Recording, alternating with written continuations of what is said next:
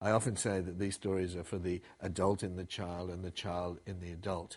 That if you're 80 and you go to one of these movies with your grandchildren, you can feel what it's like to be a child again.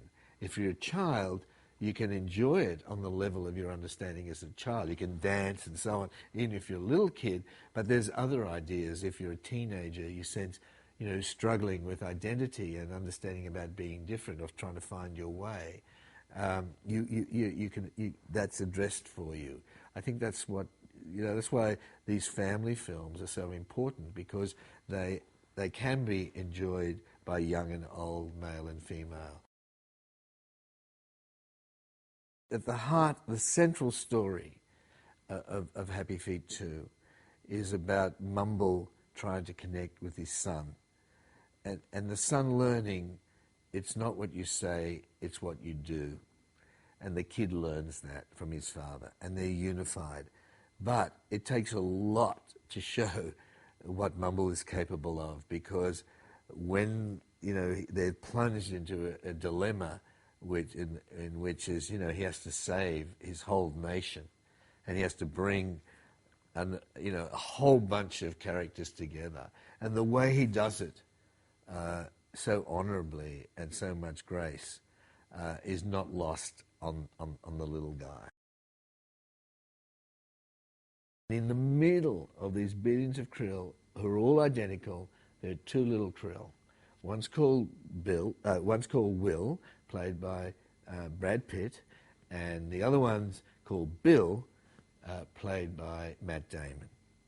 And Will decides that he's different than everyone else around him, and he's going to go to the outer reaches of the swarm and find out what's outside the swarm. Will, on the other hand, is terrified. He just wants to stay, and behave exactly like krill.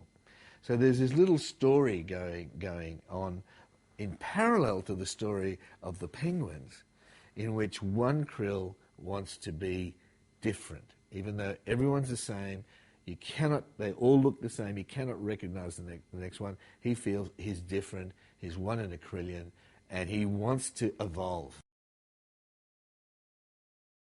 It's everyone brought together, basically through the dance, and proving exactly what Mumble said at the beginning. So I love the symmetry of all that. I love the way that all sort of comes together for us, and it gives us an opportunity to do very, very spectacular dance, very percussive, very, very dramatic dance. And then on top of the dance, load in this very epic singing. You've got, as I said, the yodelers. You've got Eric, who can sing like a storm. You've got his mother, who can sing brilliantly.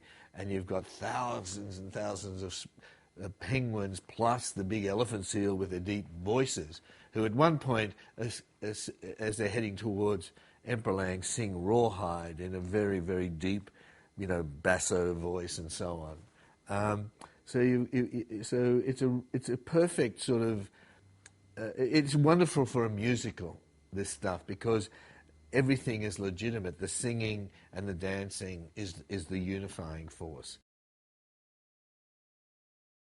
Quite often, someone, like a Robin or a Hank or anyone would get in there and start feeding lines to the other actors and trying to get them, give them something to work with. That was very inspiring to see. It really was inspiring to see. I love the way teams work together when you see a great team, and to see a great team of actors work together. You really just get something extra special, and that was really important. And it proved it was worth the trouble to get them in the room. Technically, it was difficult a little bit for the sound guys, but what you gain is much more, and you get it much more quickly. The only problem is, you get so much good stuff, you can't put it all in the movie.